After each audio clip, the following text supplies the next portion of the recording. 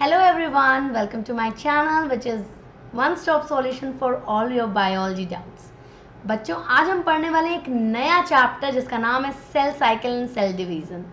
ये हमारे cell the unit of life का नेक्स्ट चैप्टर है। हमने सेल को बहुत अच्छे से समझा, उसके एक एक ऑर्गेनल, उसका मेम्ब्रेन, सब चीज़ स्टडी की। अब हम ये देखने वाले हैं कि सेल डिवाइड कैसे करता है। तो चलिए शुरू करते हैं चैप्टर को बहुत ही अच्छे से। आज बहुत ही बेसिक चीज़ उसकी समझेंगे ताकि हम चैप्टर को और अच्छे से समझ पाएँ। तो let me introduce myself. जो लोग मुझे नहीं जानते, मेरा नाम है doctor Sakshi Barnwal and I am a BDS gold medallist from MS Ramaiah dental college. So apart from being a dentist, I am a very passionate educator, a social worker and many more. चलिए, तो बच्चों मेरा एक टेलीग्राम चैनल है जो आपको join करना है। उसका लिंक नीचे डिस्क्रिप्शन बॉक्स में दिया हुआ है। डॉक्टर साक्षी बरनवाल के नाम से ही ये टेलीग्राम चैनल है। यहाँ पे आपको सारे PDF notes, upcoming lectures and so many things else you will get, hand written notes, सब चीज़ यहाँ पे आपको मिल जाएगी। इसके अलावा इंस्टाग्राम का भी लिंक नीचे दिया हुआ है आपके लिए, आप वहाँ से भी मुझसे बात कर सकते हैं एंड आप यहाँ के कमेंट सेक्शन में भी अपनी कोई क्वेरी डाल सकते हैं। I will report them back. Okay, तो शुरू करते हैं cell cycle and cell division. बच्चों जब हम बात करें cell division and cell cycle की, ठीक है, तो ये बेसिकली हो क्यों रहा है, क्यों हो रहा है सेल डिवाइड। हमने सेल थ्योरी में एक थ्योरी पढ़ी थी, किसकी थ्योरी थी, श्लीडन एंड स्वान की। बट बाद में रडल्फ वर्चाउ ने उसमें एक स्टेटमेंट ऐड किया था और उस स्टेटमेंट का मतलब था a cell forms from pre existing cell. ठीक है, इसका ये मतलब था हर सेल से ही दूसरा सेल बन रहा है। बट ये बन कैसे रहा है, इसी सेल साइकिल से, इसी सेल डिवीज़न से। तो बेसिकली उनकी जो ये सेल थ्योरी था उसी को यहाँ पे सेल साइकिल और सेल डिवीज़न में हम समझ रहे हैं। ठीक है, तो पहले देखेंगे सारे सेल जो हैं वो डिवाइड करते हैं और 2 डॉटर सेल बनाते हैं। कितने सेल, 2 डॉटर सेल। ठीक है, हर पेरेंट 2 डॉटर सेल में डिवाइड करता है, अपने आप को रेप्लिकेट पहले करता है और 2 डॉटर में अपनी चीज़ों को बांट के डिवाइड करता है। इसलिए कहते हैं जब सेल डिवीज़न कर रही है कोई सेल तो उसका कोई नेचुरल डेथ नहीं होता है, क्योंकि डेथ से पहले ही वो डिवाइड कर जाती है। डेथ होती है किन वजह से, अगर उसकी कोई मशीन में गड़बड़ी आ जाए, कोई ऑर्गेनल उसका फंक्शनिंग बंद कर दे, या कोई भी ऐसा अटैक उसके ऊपर हो जाए जिसकी वजह से सेल एग्जिस्ट नहीं कर पाएगा। तो नेचुरली एज सच इसमें डेथ नहीं देखी जाती है। न्यूली फॉर्म जो डॉटर सेल होती हैं वो अपने आप को ग्रो करती हैं और फिर नए सेल के पॉपुलेशन में एनरोल हो जाती है। तो ऐसा तो है जो जन्म लेता है वो मरता भी, ऐसा बोला गया है। ठीक है, तो जैसे जैसे नए सेल फॉर्म होते हैं वैसे वैसे पुराने सेल खत्म भी होते जाते हैं। खत्म कैसे होते हैं, या तो कोई ऐसा ज़रूरी नहीं कि सेल डिवाइड ही होते जा रहा है और बढ़ते जा रहा है। सेल में सेनेसेंस भी होता है। सेनेसेंस मतलब सेल की डेथ भी होती है। बहुत सारे सेल कोई ना कोई डिफेक्ट की वजह से आए दिन मरते रहते हैं। तो नंबर ऑफ सेल जितने बन रहे हैं, जब एक छोटा सा बच्चा रहता है, जब वो बढ़ता है तो उसमें जो जितने नंबर ऑफ सेल जो बन रहे हैं वो ज़्यादा होते हैं as compare to number of cell जो मर रहे हैं। लेकिन जब वो एक अडल्ट स्टेज आपके टीनेज को क्रॉस करता है तब उसके नंबर ऑफ सेल्स जितने बन रहे हैं उतने ही नंबर ऑफ सेल ख़त्म भी हो रहे होते हैं, तो एक बैलेंस बनता है।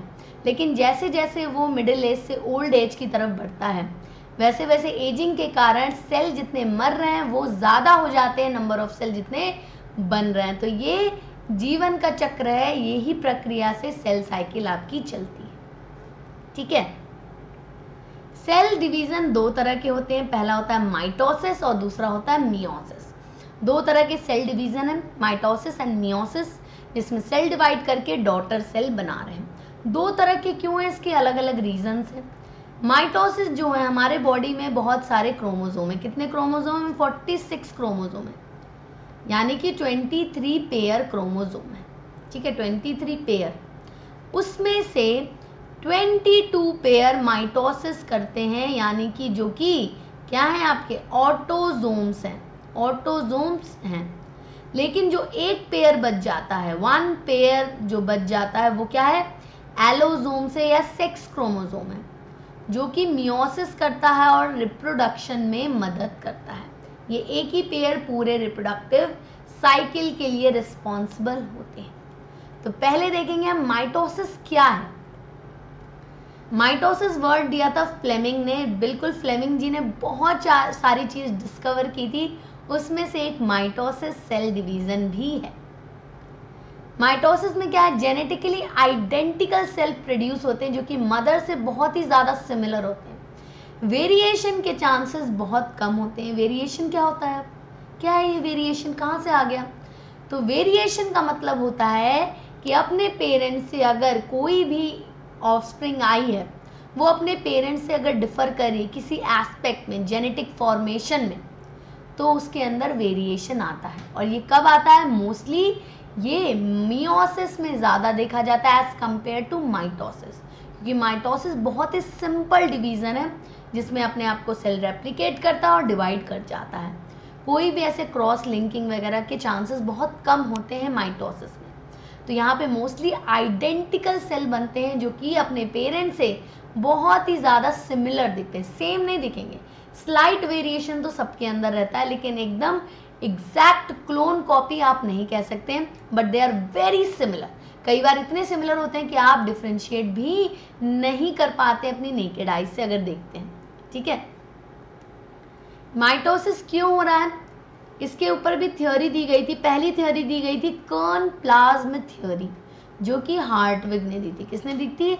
हार्टविग ने दी थी। इस थ्योरी में इन्होंने क्या बताया था, क्या बोला था बच्चों? हार्टविग थ्योरी के हिसाब कर्न प्लाज्म थ्योरी के अकॉर्डिंगली कि जो माइटोसिस होता है वो आपके इस कैरियोप्लाज्मिक इंडेक्स पे बेस्ड होता है। कैरियोप्लाज्मिक इंडेक्स की अगर हम बात कर रहे हैं तो हम बात कर रहे हैं हमारे न्यूक्लियोप्लाज्म की, कि जो न्यूक्लियोप्लाज्म होते हैं, न्यूक्लियस के अंदर मैट्रिक्स मटेरियल होता है, उसके रेशियो की बात यहाँ हो रही है। ठीक है, जब ये रेशियो अचानक से बढ़ने लगता है और न्यूक्लियस इसकी एक्टिविटी को कंट्रोल करने में फेल हो जाता है कि भाई ये मेरे बहुत से बाहर जा रही हैं चीज़ें, किसी इंसान को रिस्पॉन्सिबिलिटी जब दी जाती है तो वो लेते जाता है, लेकिन उसका भी एक सैचुरेशन पॉइंट होता है कि इसके बाद वो रिस्पॉन्सिबिलिटी नहीं ले पाएगा। राइट, ठीक है।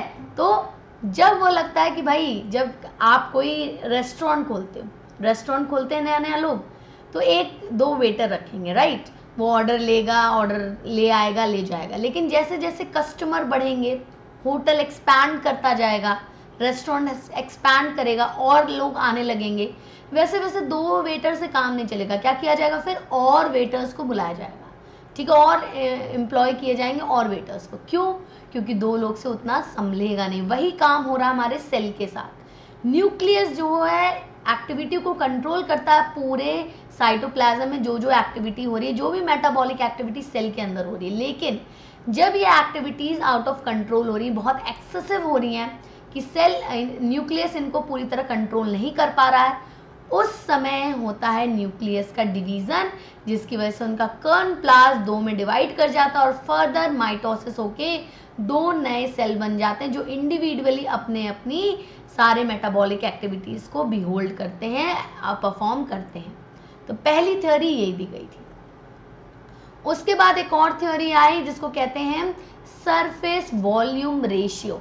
ये कोई कैरियोप्लाज्म से बहुत अलग नहीं थी, बहुत ज़्यादा उसको ध्यान में रखते ही दूसरे एस्पेक्ट को दिखाते हुए बोल दिया गया था। बस क्या हुआ था, सेल जैसे जैसे बढ़ता है, मेच्योर होता है, वैसे वैसे उसका साइज बढ़ते जाता है, वो ग्रो करता रहता है।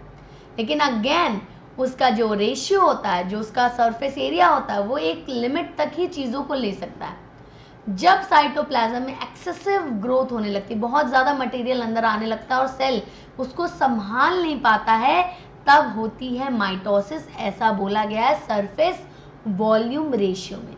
तो ऐसी स्टेज जब आती है, जब इनसफिशिएंट हो जाता है मटेरियल को और अंदर लेना, तो ये क्रिटिकल स्टेज बन जाती है और तब सेल डिवाइड करने के लिए तैयार हो जाता है कि भाई अब नहीं संभलेगा, अब हमें दो में डिवाइड करना पड़ेगा। तो कैरियोप्लाज्मिक इंडेक्स के हिसाब से इस तरह से एक फॉर्मूला बनाया गया है कि volume of nucleus about volume of cell minus volume of cytoplasm, ठीक है, volume of cell minus volume of nucleus, यानी कि टोटल वॉल्यूम ऑफ साइटोप्लाज्म को अगर रेशियो लेंगे तो वो बनेगा आपका कैरियोप्लाज्मिक इंडेक्स। ये था आपका माइटोसिस। तो ये इसके ऊपर थ्योरी दी गई कि माइटोसिस क्यों होता है। बात करते हैं हम मियोसिस की। तो मियोसिस क्या होता है? मियोसिस एक ऐसा प्रोसेस जिसमें सेल डिवाइड कर रहा है, डॉटर सेल में ही डिवाइड करा, लेकिन यहाँ पे 4 डॉटर सेल बन रही हैं, 2 नहीं, 2 डॉटर सेल नहीं बन रही, यहाँ 4 डॉटर सेल बन रही है। अगर आपके माइटोसिस में अपने आप को रेप्लिकेट करता है सेल, यानी कि डबल हो रहा है और फिर डिवाइड कर रहा है, यानी कि अब जो 2 डॉटर सेल बनेंगी उसमें इक्वल चीज पहुंच जाएगा, तो यानी नॉर्मल रेस्टोरेशन हो गया। लेकिन जब हम मियोसिस की बात कर रहे हैं और 4 डॉटर सेल बन रहे हैं, तो यानी कि 4 डॉटर सेल बनाने के लिए एक ही बार आपका सेल रेप्लिकेट करता है, तो यानी जब 4 बनेंगे यानी उसमें आधे नंबर ऑफ ही मटेरियल जा पाएगा, आधा नंबर क्रोमोसोम ही जाएगा। तो जो मियोसिस में डॉटर सेल बनती हैं, जो मियोसिस की डॉटर सेल होती हैं, ये कैसी होती है? हैप्लॉइड, यानी कि पेरेंट से आधे नंबर ऑफ क्रोमोसोम ही इनके अंदर प्रेजेंट होता है। ठीक है, इनको ये सेल जो होते हैं जो मियोसिस परफॉर्म करते हैं, इनको एलोसोम, सेक्स क्रोमोसोम इन नाम से भी जाना जाता है। सेक्स सेल्स, जर्म सेल्स, ये सारे इसके अलग अलग नाम हैं जो इनको दिए गए हैं।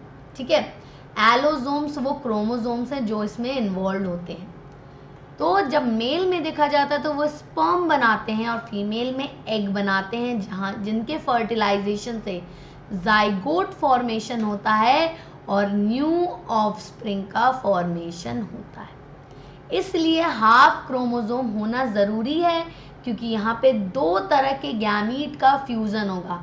अगर दोनों गैमीट फुल होते, डिप्लॉयड होते, जितना पेरेंट है उतने ही होते, तो जब इनका फ्यूज़न होता तो ये तो डबल हो जाते। इसलिए इनका हैप्लॉइड होना ज़रूरी है, ताकि जब ये मिले फ्यूज़ करें तो ये नॉर्मल अपना नॉर्मल कॉन्स्टिट्यूएंट मेंटेन कर पाए, नॉर्मल क्रोमोसोम मेंटेन कर पाए। ठीक है, तो मियोसिस में जो होता है सेल 2 बार डिवाइड करता है।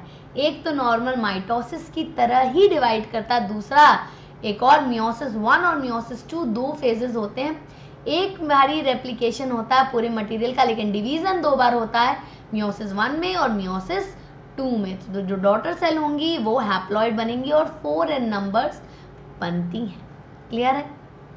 अभी एक बार जल्दी से देख लेंगे इस चार्ट के थ्रू, वेन डायग्राम के थ्रू, कि क्या डिफरेंस और क्या सिमिलैरिटीज है हमारे माइटोसिस और मियोसिस में। पहले सिमिलैरिटी देखेंगे, दोनों से ही नए सेल का फॉर्मेशन हो रहा है, नए ऑफस्प्रिंग का फॉर्मेशन हो रहा है। Similar basic step, definitely mitosis वाले स्टेप मियोसिस में भी होते हैं। Start with a single parent cell, definitely एक एक पेरेंट सेल डिवाइड करते हैं, फिर फाइनल जो होना है सबका होगा, लेकिन पहले इन्वॉल्वमेंट सिंगल पेरेंट का ही होता है। फ्यूजन व्यूजन तो बात की बात है, लेकिन डिवीजन तो एक ही पेरेंट कर रहा है। माइटोसिस में 4 स्टेजेस होते हैं, क्योंकि एक ही तरह का माइटोसिस में एक ही फेज चलता है आपका। मियोसिस में एक स्टेज होता है, क्योंकि इसमें 2 पार्ट होते हैं, मियोसिस 1 और मियोसिस 2, इसलिए डबल हो जाती है इनके number of stages. Mitosis somatic cell में होता है। नॉर्मल सेल जो होते हैं 21 पेयर में से 21 पेयर्स जो होते हैं, 22 पेयर्स में होता है, लेकिन ये जर्म सेल सेक्स सेल में होता है, जो कि 1 पेयर ही प्रेजेंट होते हैं हमारे बॉडी में। इनका पर्पस क्या है? Cellular proliferation. अगर बॉडी में किसी भी तरह का ग्रोथ चाहिए, in the shape, in the form, ठीक है, और हीलिंग, ये सारी चीज़ों में ये माइटोसिस सेल पॉलिफरेट कराता है। लेकिन आपका मियोसिस सेल रिप्रोडक्शन में इन्वॉल्व होता है, बेसिकली नए ऑफस्प्रिंग को बनाने में मदद करता है। इसमें 2 डॉटर सेल बनती है माइटोसिस में, इसमें 4 डॉटर सेल बनते हैं। इसमें क्रोमोसोम नंबर सेम रहता है, लेकिन यहाँ हैप्लॉइड हो जाता है, यानी हाफ हो जाता है डॉटर सेल में नंबर ऑफ क्रोमोसोम्स। यहाँ जेनेटिक वेरिएशन बहुत कम या ना के बराबर होती है। ठीक है, यहाँ जेनेटिक वेरिएशन काफ़ी ज़्यादा देखे गए, इसलिए इसमें सर्वाइवल के चांसेस ज़्यादा होते हैं। मियोसिस वाले ऑफस्प्रिंग ज़्यादा सक्सेसफुली एग्जिस्ट कर पाते हैं नए सराउंडिंग में, राइट। इसके बाद देखेंगे सेल साइकिल क्या होता है। क्या है सेल साइकिल? सेल डिवीजन तो देख लिया हमने, 2 टाइप का होता है। अब क्या है सेल साइकिल? सेल साइकिल में इवेंट्स होते हैं जिसमें सेल अपने आप को डुप्लीकेट करता है। ठीक है, डुप्लीकेट कैसे करता है? अपने जीनोम के थ्रू, जितने भी क्रोमोसोम होते हैं उसके थ्रू अपने आप को डुप्लीकेट करता है, और साथ साथ सेल के अंदर जितने भी कंस्टिट्यूएंट्स हैं उनको भी डबल करता है, उनकी भी ग्रोथ करता है, जिसकी वजह से 2 डॉटर सेल बन पाए। इसी पूरे प्रोसेस को सेल साइकिल कहते हैं। इसी पूरे प्रोसेस को सेल साइकिल कहते हैं, जिससे ये दोनों प्रोसीजर चलता है, माइटोसिस और मियोसिस। ये प्रोसीजर आपका जेनेटिकली कंट्रोल होता है, जीन्स इनको कंट्रोल करते हैं। Duration of cell cycle differ करती है हर इंडिविजुअल में, किसी में बहुत छोटी होती है, किसी में बहुत बड़ी होती है।